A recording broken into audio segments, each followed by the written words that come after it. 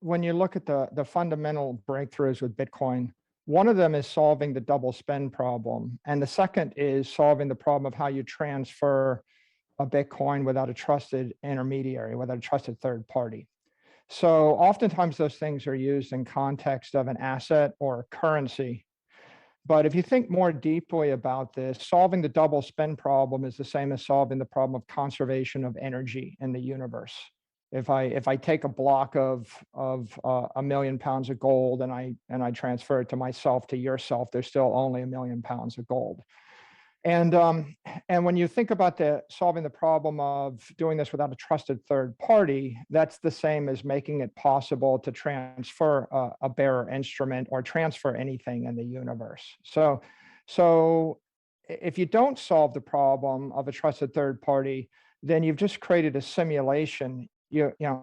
I'm transferring 1,000,000 coupons from me to you, and we have a bank somewhere else or another file that's actually keeping the true representation relevant. So now let's think about that a bit. If I have an MP4 file and I gave you an MP4 file, I've created digital information. It's actually a digital video. It's music and it's image.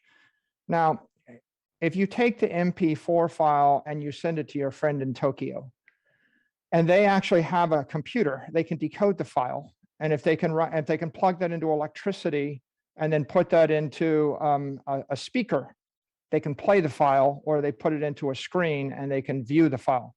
So I have sent you digital entertainment. If I take away the electricity and the computer and the speaker, it's not digital music in Tokyo. But the file itself is a bearer instrument. If I were to send you just a hash or some kind of key to a central server with music on it, I haven't sent you digital music. I've sent you the rights to access somebody else's digital music. But when I encode the entire Beethoven's Fifth Symphony in an MP4 file, I have sent you digital music. Now that is digital information. Right? It only exists in the context of the human race if there's electricity and there's computers and there's speakers in Tokyo. If you obliterate all the people in Japan, is it still digital music? Well, yeah, it's still a digital music file. And so once we start thinking about that, now the question is it digital energy? If I send you Beethoven's Fifth Symphony to your file in Tokyo, can you buy a building with it?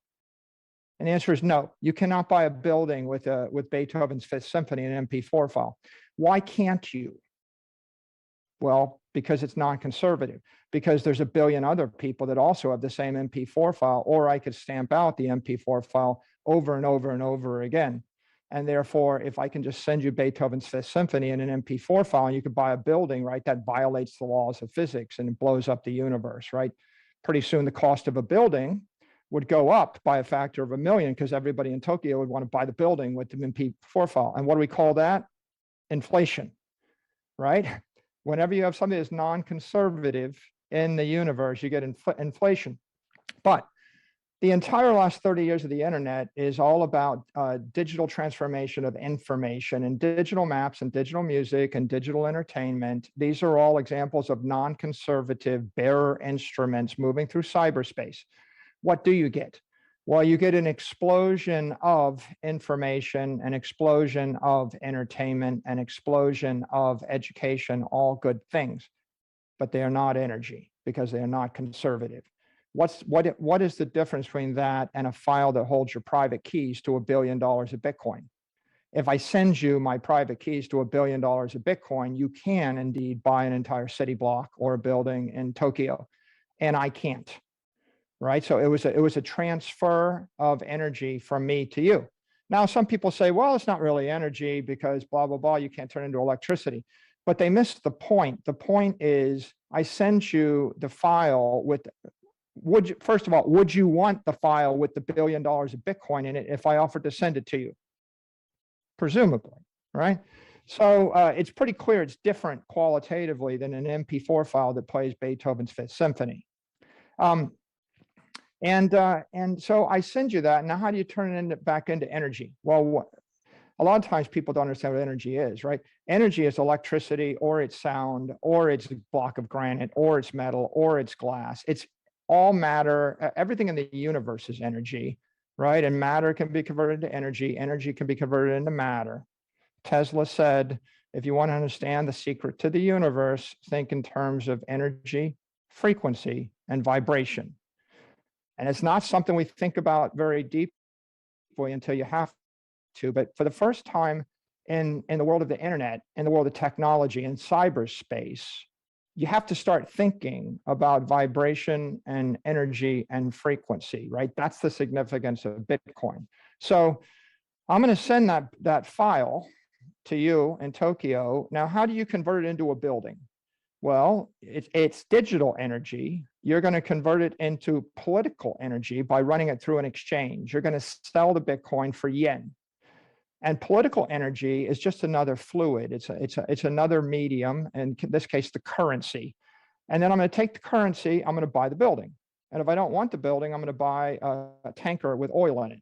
Or if I don't want that, I'm going to actually pay 1 million people to work for me for an hour, right? I'm going to convert it into work. I'm going to convert it into property. I'm going to convert it into matter. I'm going to convert it into any form of energy, into natural gas, whatever I want. And the exchange is, it's like a heat exchange.